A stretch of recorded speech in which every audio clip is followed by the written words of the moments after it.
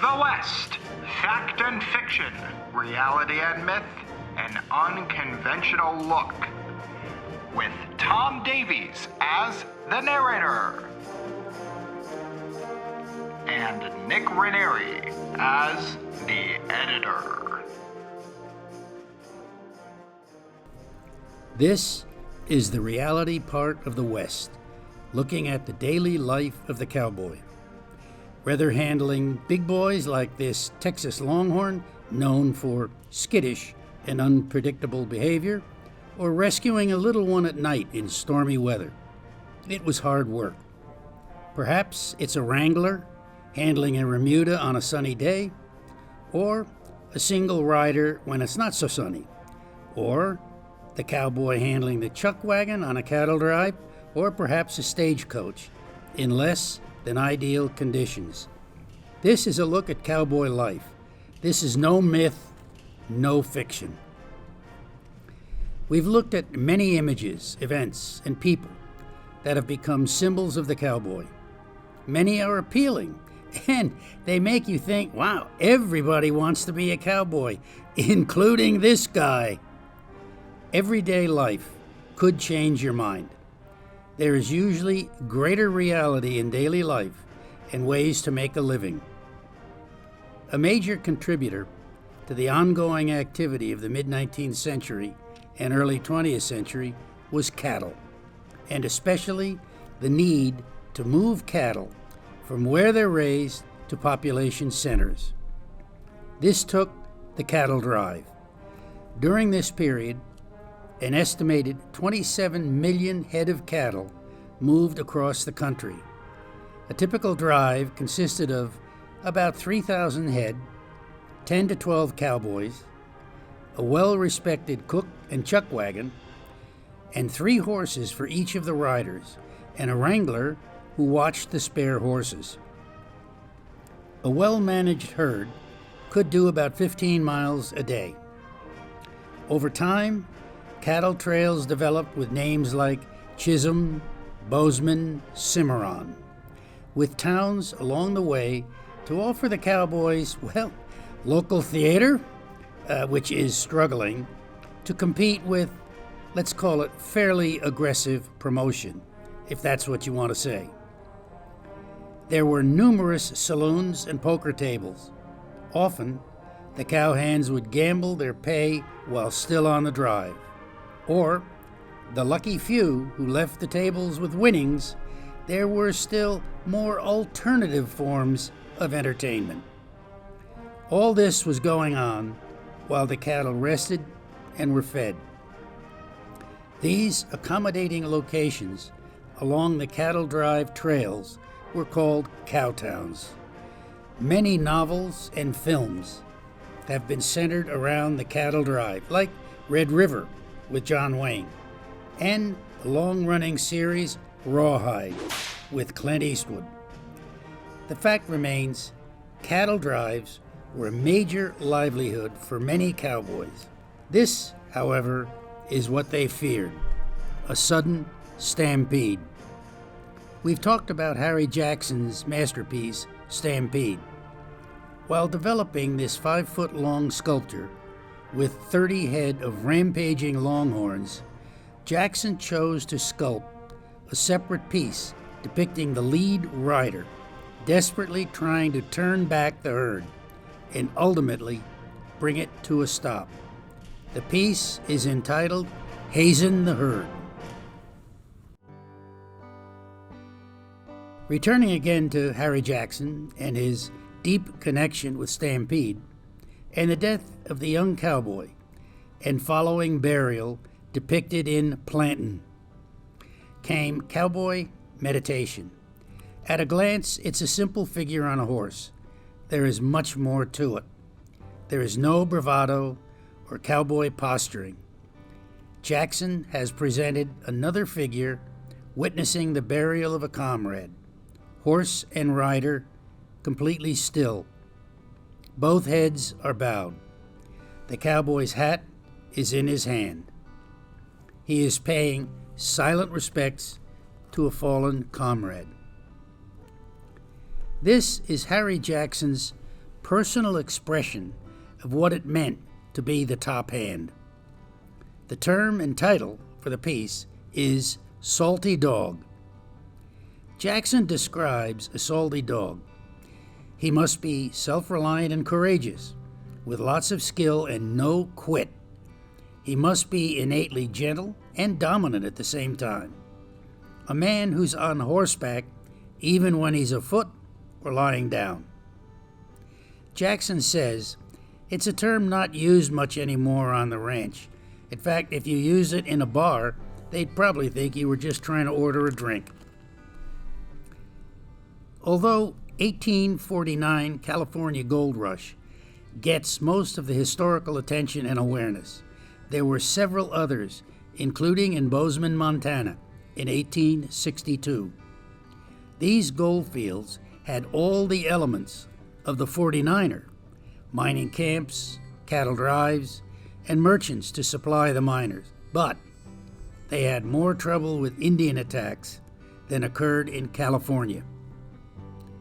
This extraordinary work, entitled Advice on the Prairie, pictures a savvy, experienced guide explaining to a settler family what dangers they are likely to encounter along the Bozeman Trail, and especially if they fall behind.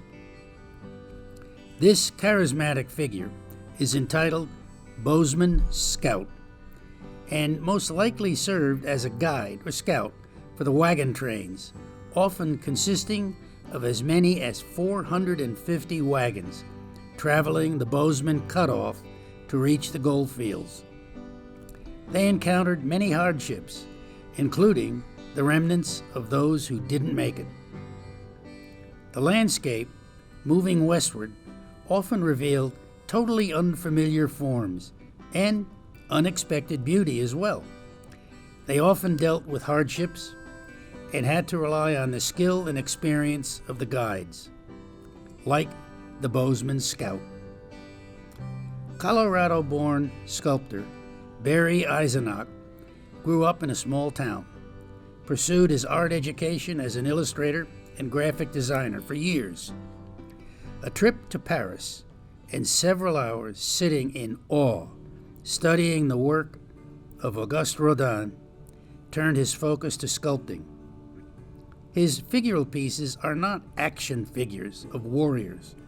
In his own words, he prefers to capture intelligence, a piece of spirit, an effort to steal a bit of soul. If stealing a bit of soul is the same as attitude, he really got it in this bronze. The hat, long hair, reverse pistols, stance with the Winchester casually resting on his shoulder, and the woolly chaps. It's a whole look. Hollywood casting could not surpass the Bozeman Scout. Oh, and by the way, the sculptor, Barry Eisenach, is a hell of a painter as well. In the definitive book on Western bronzes, a whole chapter is devoted to Solon Borglum. Appropriate title, Solon Borglum, the first cowboy sculptor.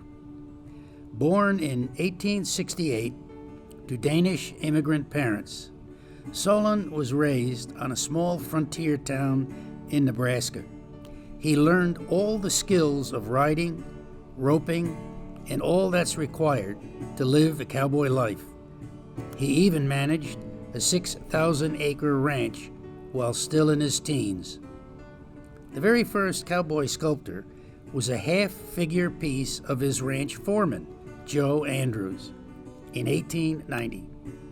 That same year, his older brother, Dustin Borglum, the sculptor of Mount Rushmore in the Black Hills of South Dakota, convinced him to pursue art and give up ranching. Eventually, he ended up studying in Paris, where his Western bronzes resulted in him being known as the sculptor of the prairies. Borglum's love for the open land is evidenced upon his return from Paris in 1901 and marriage. He and his new bride spent their honeymoon on a Crow Sioux reservation in South Dakota. This powerful work, casted in 1898, entitled Bucking Bronco, depicts the grueling job of breaking wild horses and was a necessary part of life on a working ranch. Bucking was a desired trait for the rodeo, but not for daily ranch life. They had to be broken in order to be ridden safely.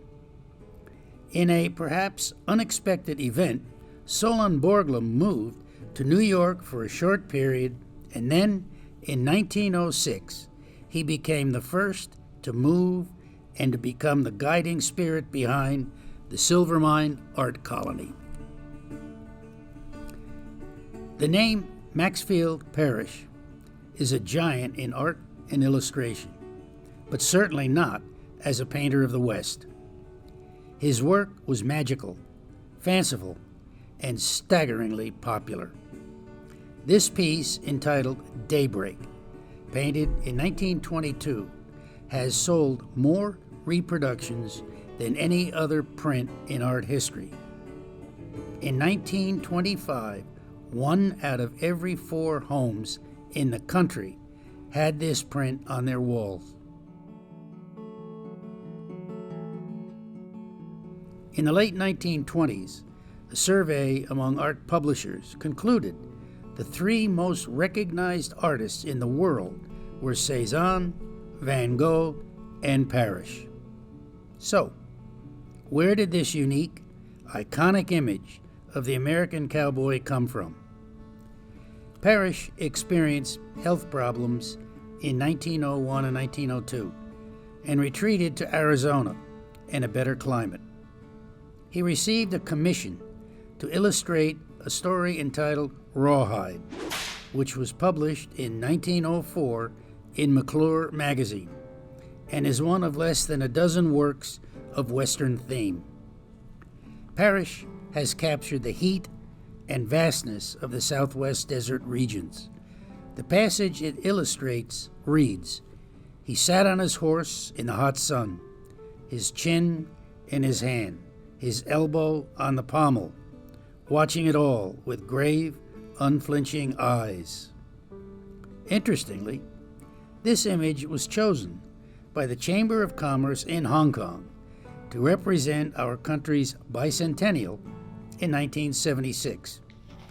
It was an interesting experience living in a British Crown colony at that specific time. Although much of Arthur B. Frost's work was of rural, country scenes, he was not considered a painter of the West. Frost was a major painter of highly prized hunting and fishing scenes, illustrator of over 90 books, including 7 Uncle Remus volumes by Joel Chandler Harris, and other works by Mark Twain, Lewis Carroll, Charles Dickens, and his distant cousin, Robert Frost. And he immortalized Brer Fox and Brer Rabbit from Tar Baby. He was commissioned to do Western work, where this scene of hunting white-tailed deer in a mountainous terrain may have been done. Frost's remarkable skill as a pen and ink artist demonstrated in this complex composition of over a dozen figures of what appears to be widely varying ethnicities, from a probable Native American in the foreground to a young-looking Scandinavian behind him. Again, this could be from the same commission. It's unsure, but a possibly good guess for location would be Oregon, where dangerous likelihood of log rolling was prevalent. Frost also illustrated Teddy Roosevelt's work entitled Hunting Trips of a Ranchman, published in 1885. Ironically, Frost was red-green colorblind, which he overcame by carefully reading labels on the tubes and placing them in proper order on his palette. The West extends beyond our borders. Canadian-born Bob Lockheed spent a very successful career as an illustrator, with numerous credits to his name, including the design of the Mobile Oil Flying Red Horse. An assignment in 1960 took him to the legendary 300,000-acre Bell Ranch in New Mexico. This Westport, Connecticut residence saw more land, horses, and wildlife he imagined possible. His focus changed dramatically, and he moved to Santa Fe in 1970. Raised in rural farm setting, the conversion to Western art came naturally. Lockheed splits his time and subject matter between the Southwest and Canadian ranch life. Here we see a depiction of an historical figure traveling in winter entitled Santa Fe Dogman. This piece depicts a winter logging scene in Canada. Lockheed gave unselfishly of his time to teaching. One of his students commented fondly, "Being criticized was like being served an ego sandwich, a generous slice of negative between two positives." How can a young, fully trained nuclear physicist seeking employment on the Manhattan Project end up becoming a much revered artist and recipient of every award and prize in the art world? Well, he visited New Mexico for an interview and fell in love with the place and completely changed the trajectory of his life, fortunately for American art. After extensive studies and travel from the Arctic to Egypt, Hewlings honed his skill with 15 years of illustration work before finally moving here to Santa Fe in 1972. Hewlings' art drew heavily upon memories of growing up in Spain. Warm sun, shadows, stucco and adobe walls, and, like this scene, rough-trodden streets and often overlooked hard-working donkeys. Hauling wood could be a familiar scene in any number of small southwestern towns. Despite becoming a dominant force in Western art since 1970, Hewlings does not paint cowboys and Indians. His preference is for provincial, rustic scenes, common people at work, play, or going about daily chores, like this scene of a two-wheeled cart probably heading to market with produce for sale. We've seen 3 works by Hewlings, all featuring the donkey or mule. Clark Hewlings has noted, somewhat unintentionally, somehow they've become something of my trademark. Paint the West, that's what I want to do. And boy, did he. Of himself, Oleg Stavroski said, "I've heard that I don't exist, that I'm black, having been born in Harlem. I'm from the old country because of my name, and that I don't even speak English." Well, of course, none of it's true. Perhaps no other artist provides more memorable, funny quotes than Stavroski. Exposure to the Cowboy Hall of Fame in 1959 clinched what he wanted to do, paint the West. He moved to Santa Fe, and in his first year was invited to the Cowboy Hall of Fame. Stavroski often depicts the cowboy taking a break, as in this humorous example entitled "Sissy," reflecting his wonderfully refreshing wit. Asked if he has experience with cowboys, he replies, "There are no cowboys in Harlem." This classic work shows the artist's fondness for yellow slickers, often found in his paintings, which adds wonderful color to scenes that would otherwise be fairly monochromatic. He learned by observation. Now, most of his work is commissioned.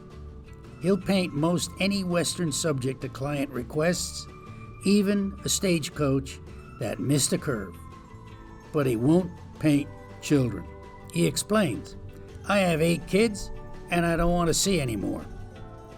Implicit in Stavroski's depictions of the cowboy is that it's hard work, occasionally dangerous, An insight into his irreverent sense of humor is this 6-foot-long masterpiece of Western art entitled simply Jiggers. It really is worth a moment of careful study. None of this detracts from Oleg Stavroski's skill as a master of bold, brilliant light and shadow, and daring and very imaginative compositions. First ones that I got in the print business, and Let's see this thing. I don't do that anymore at all. I never date my paintings, so I can't tell you where the heck they're. And these are all your kids that you did on there? Yeah, they're all my sons. They're all. The youngest one is. Successful architect turned successful artist. Nelson Boren left his firm in Mesa, Arizona to pursue his desire to paint. His aha moment occurred seeing a black and white photo of a cowboy walking away from the camera, face unseen. Boren's art takes a zoom lens into the minute details of cowboy life. Boots, spurs, chaps, jeans, but often with a cheeky side as seen in this very large watercolor entitled Watching the Girls.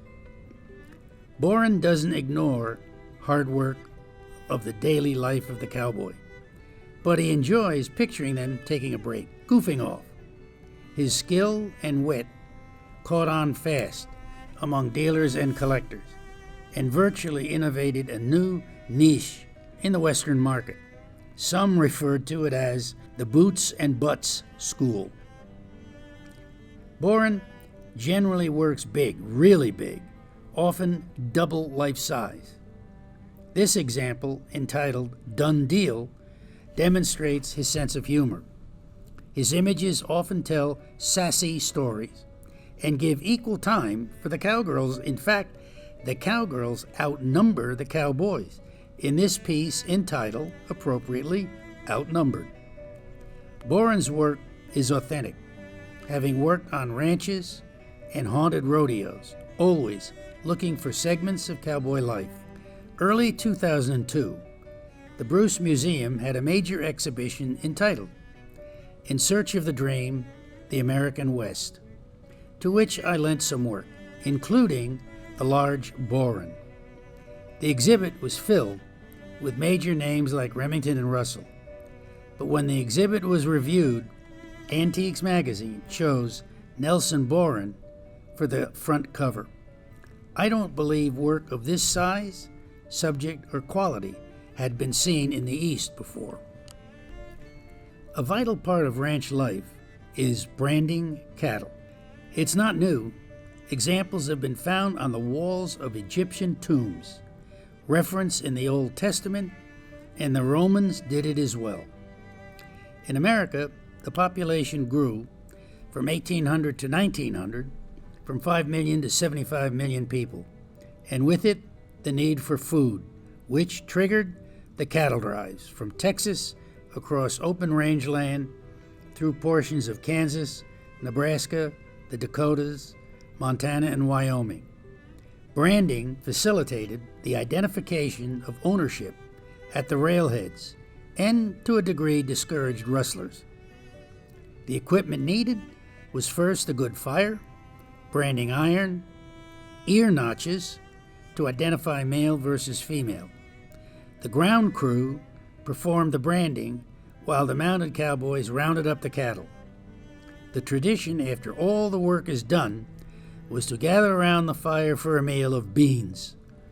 Other foods served off the chuck wagon were biscuits, potatoes, sourdough pancake, and salt pork.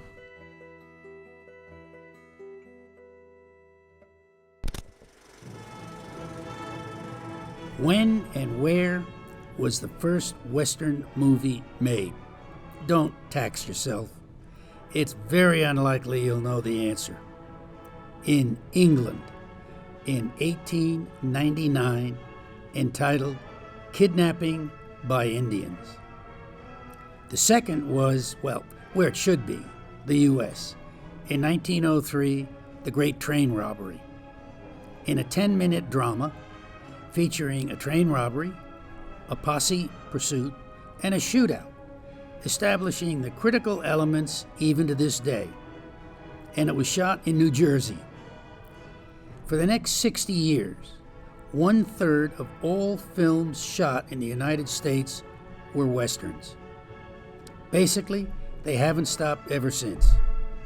Western film popularity has ebbed and flowed over time. Silent film Westerns were immensely popular, and literally hundreds were made. Popularity waned during the late 20s and the Depression years, until 1939, when major studios began looking at them again, with John Ford's Stagecoach, shot here in Monument Valley, and nominated for 70 Academy Awards. With TV in the early 50s, Westerns became audience favorites. In the early 60s, feature film Westerns fell out of favor until the Dollar Trilogy. Sergio Leone's 1964, 65, 66 caught American film studios off guard with their audience popularity. Now, the success of Yellowstone has rekindled it again, and why not? The Western genre contains all the elements we humans love. Conquest, codes of honor, revenge, frontier justice, retribution, morality tales, the gunfight on Main Street, the mysterious wanderer, the collapse of social order. What's not to like? How many Western stars can be identified just by standing still in silhouette? Come on, think. Well, here he is. Ethan Edwards. That is John Wayne in the 1965 film The Searchers. The story is a Civil War veteran returns home to Texas to find his niece has been abducted by the Comanches. This film has been elected Best Western Ever Made and the 12th best film on the list of the top 100 American movies.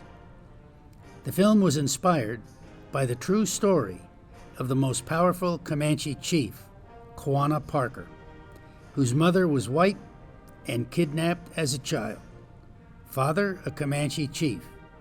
She was freed by the Texas Rangers against her will and never acclimated to the white world, attempting to return. We're talking more about him in a future segment. The classic Western theme. The gunslinger tries to escape his violent past and settle in a quiet Wyoming town, only to get involved in a conflict between a homestead family and cattle interests. He's forced to act. Released in 1953 and filmed in Jackson Hole, Shane, starring Alan Ladd, was a big hit and nominated for 6 Academy Awards. Strangely, the 3 principal actors were all overlooked, and From Here to Eternity won most of the categories for which Shane was nominated. Its closing scene with Little Joey is among the best in filmmaking.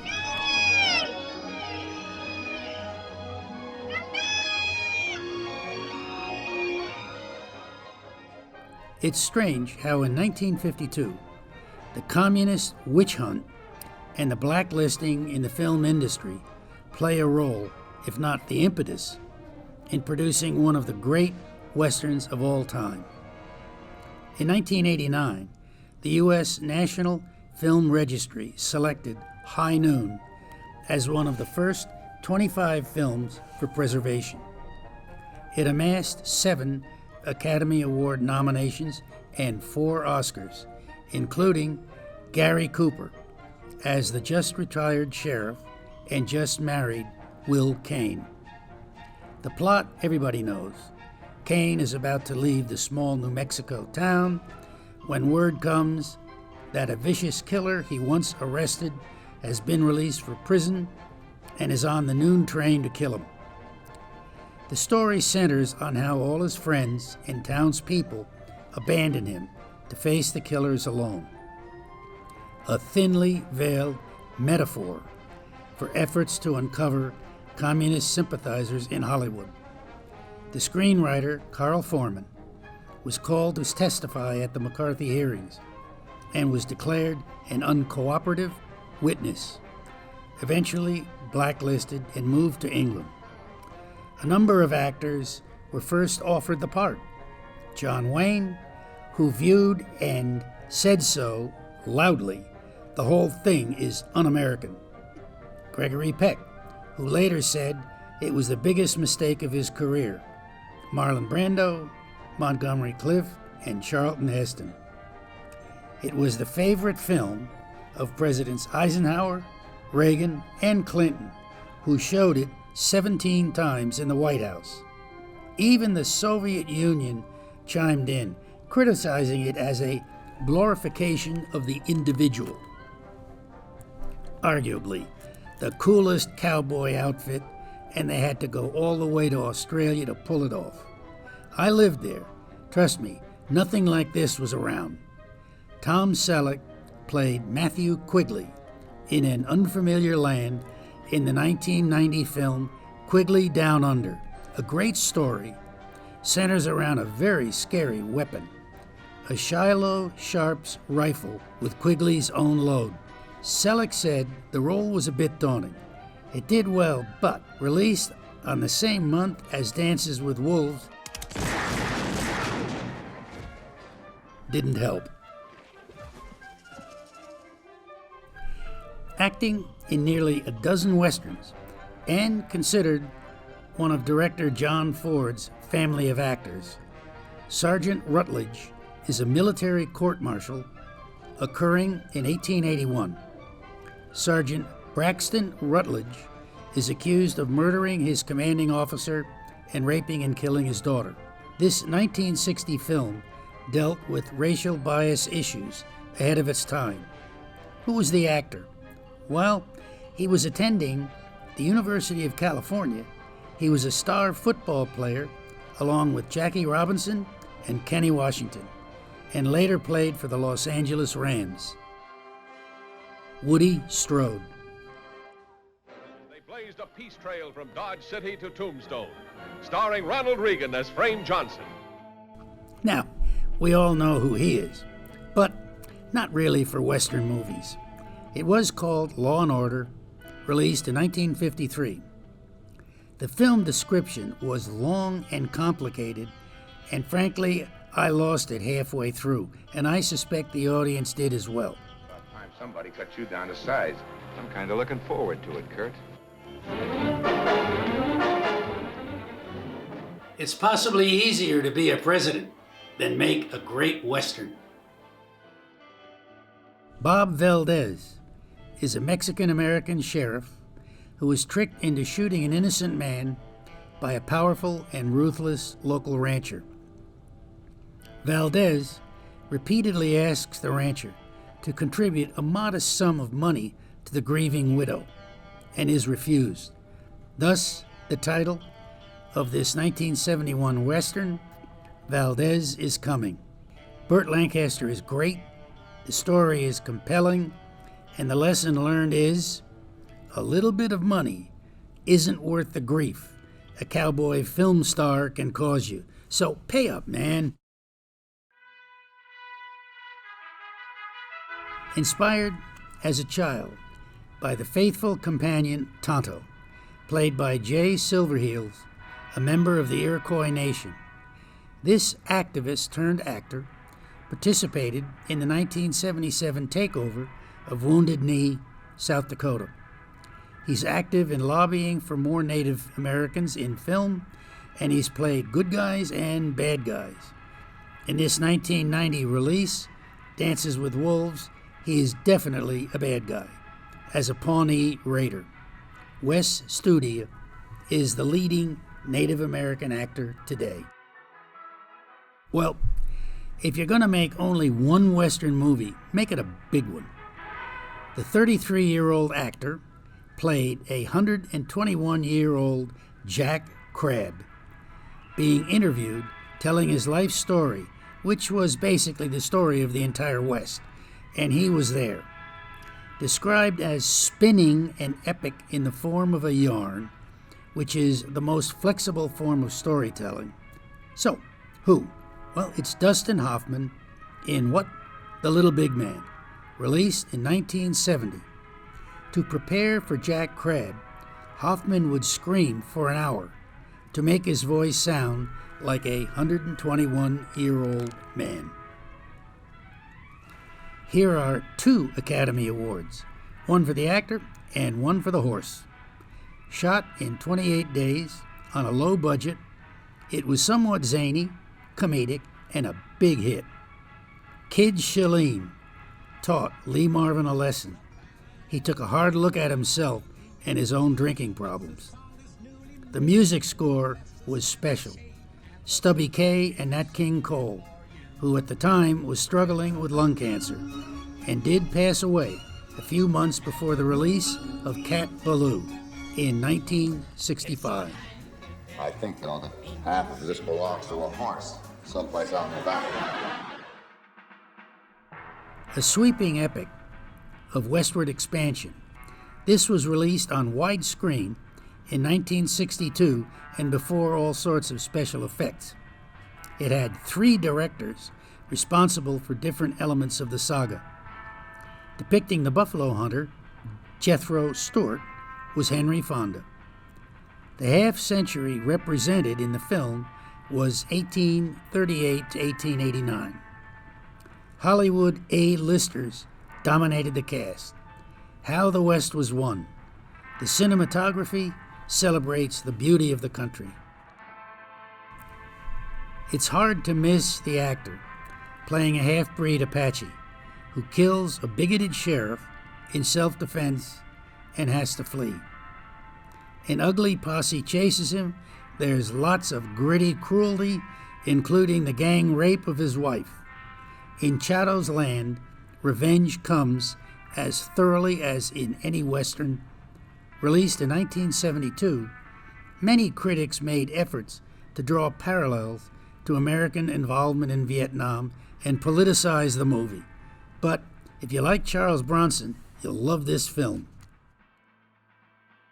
Books have been written about the impact of Sergio Leone's Dollar Trilogy and subsequent Clint Eastwood Western films. The great character actor here appeared in over a 65-year career in more than 90 films, yet is best remembered for 3 of the 6 Westerns he made. New York born of Jewish immigrant parents, he credits attending the University of Texas and learning how to ride as a blessing for his future career. His role as Tuco, the Mexican bandit, and Blondie, his distrusting partner, looking for gold in a Civil War backdrop, contributed to the single most remembered Western of all.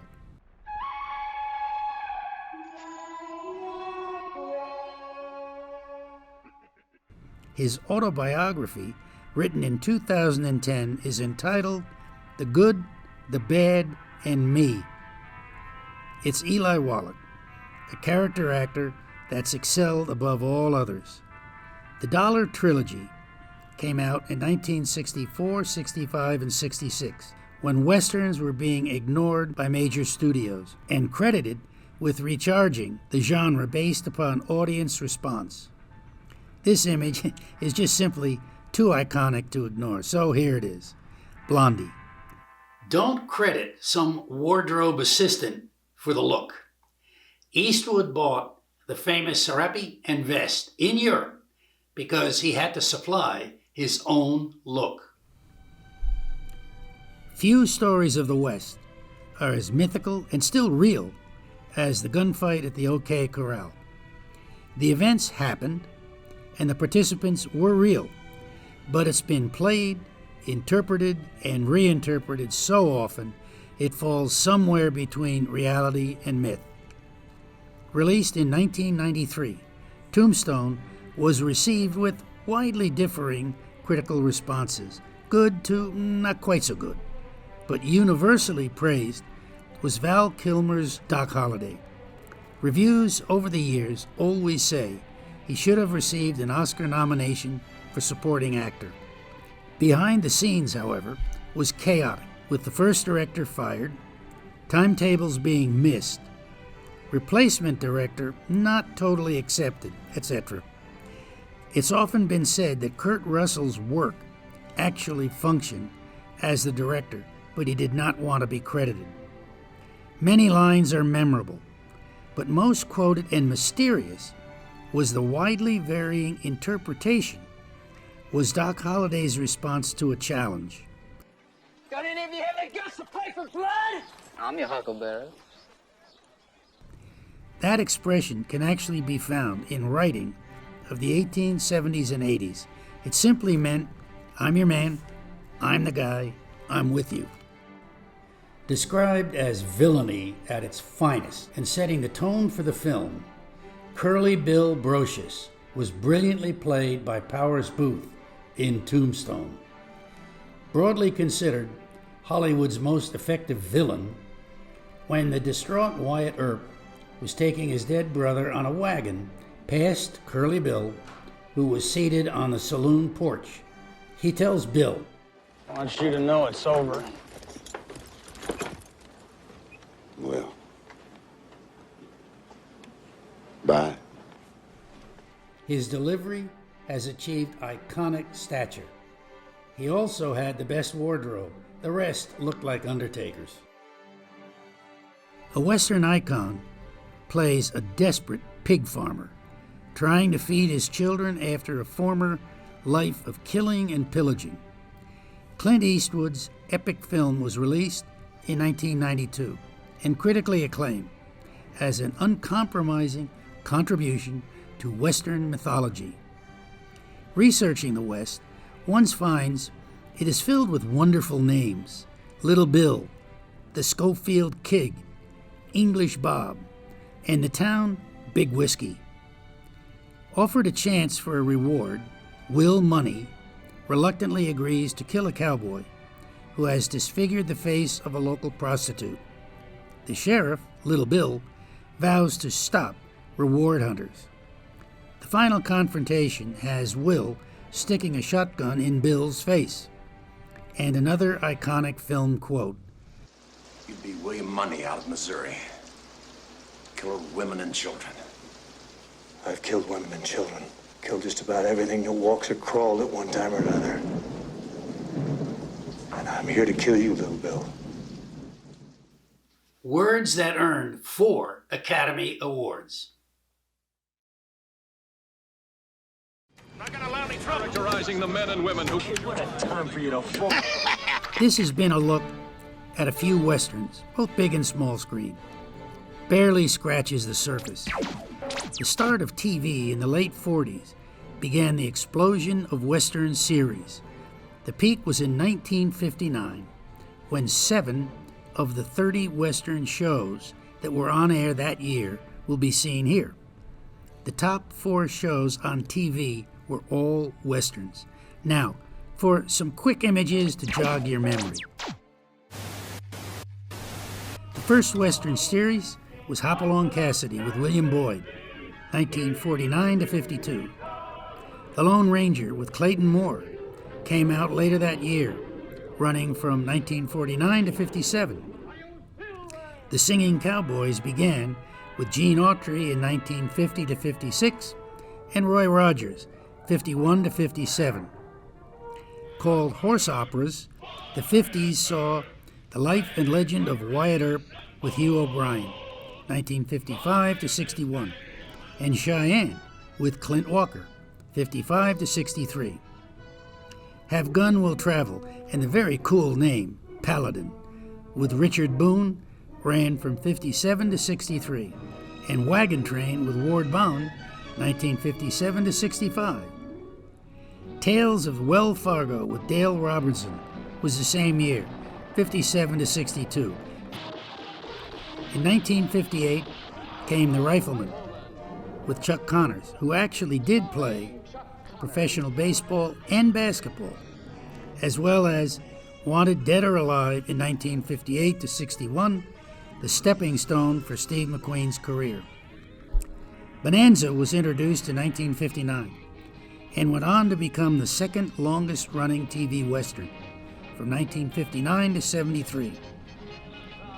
The start of another legend, Rawhide, with Clint Eastwood and a great name, Rowdy Yates, 1959 to 1966.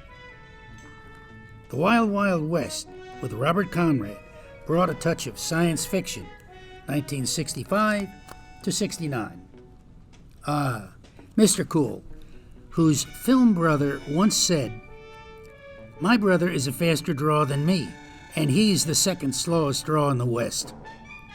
Maverick relied on charm, wit, and ability to be in the right place at the right time. The series lasted 5 seasons, 1957 to 62, and James Garner stayed on board for only 3 years, but he brought an intelligent, comedic element to the Western. We saw Fess Parker actually display a bit of typecasting, having played both Davy Crockett in 54 and Daniel Boone in 64.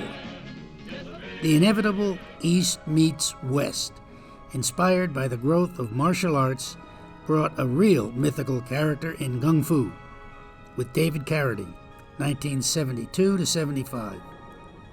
Lonesome Dove brought a new level of sophistication and production values, with Tommy Lee Jones and Robert Duvall, airing in 1989 and earning 7 Emmys. Interestingly, the screenplay had been originally intended for the big screen with John Wayne and Jimmy Stewart. For a different take on heroes of the West was Dr. Quinn, Medicine Woman, with Jane Seymour. The short-lived 2004 to 2006 series, Deadwood, was an accurate portrayal of a violent Western town in the mid-1870s. The narrative was both profane and poetic. It explored everything, including a nasty urinary infection. The remarkable portrayal of Calamity Jane by actress Robin Weigart earned her an Emmy nomination. It was the best of TV while it lasted.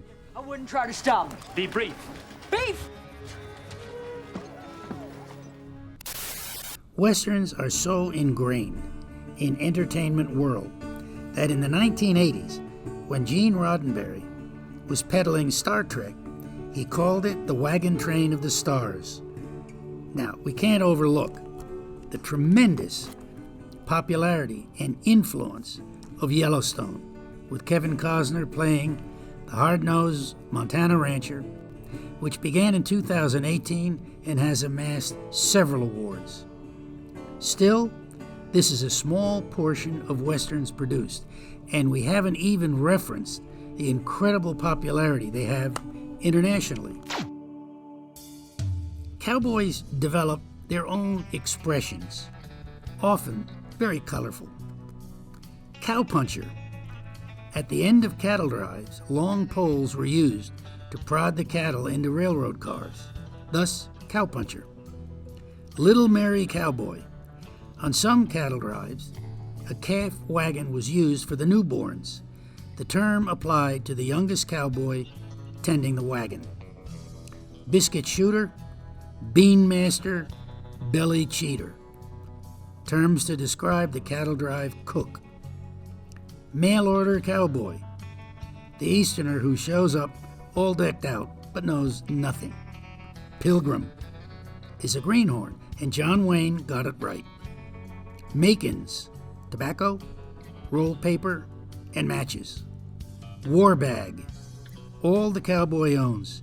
Extra set of clothes, ammunition, spare parts for the saddle, a deck of cards, perhaps a bill of sale for his horse, a harmonica, and a few precious letters. Airing the lungs, cussing. Air the paunch, vomiting after a heavy night of drinking. Road roach, restaurant or general store. Now, I'm sure everybody has heard the term the Code of the West at some point while watching a Western. Well, I found it. Authorship unknown. The code was defining cowboy etiquette, if there was such a thing, and focuses on horses, shooting, gambling, cattle, behavior in a saloon, and a little bit about how to act around women. Never pass anybody on the trail without saying howdy. When approaching someone from behind, give a shout before you get within pistol shot. Don't wave at a man on a horse. It might spook the horse and he'll think you're an idiot. A nod, that's a proper greeting. After you pass someone on the trail, don't look back. It implies you don't trust him. Riding another man's horse without his permission is nearly as bad as making love to his wife. Never shoot an unarmed man. Never shoot a woman at all. A cowboy is pleasant even when out of sorts. Complaining is what quitters do. Cowboys hate quitters. Always be courageous. Cowards aren't tolerated. A cowboy always helps someone in need, even a stranger or an enemy. When you leave town after a weekend of carousing, it's perfectly all right to shoot your 6 guns in the air and ride as fast as you can. That's called hurrahing the town. A horse thief may be hung peremptorily. Never try on another man's hat. Never wake another man by shaking him. He might wake up and shoot you. Real cowboys are modest. A braggart who is all gurgle and no guts is not tolerated. A cowboy doesn't talk much. He saves his breath for breathing. No matter how weary and hungry you are, always tend to your horse's needs before your own. And get your horse some feed before you eat. Cuss all you want, but only around men, horses, and cows. Now, if you can live by this code of the West, you deserve a break at the end of the day. So long, partner.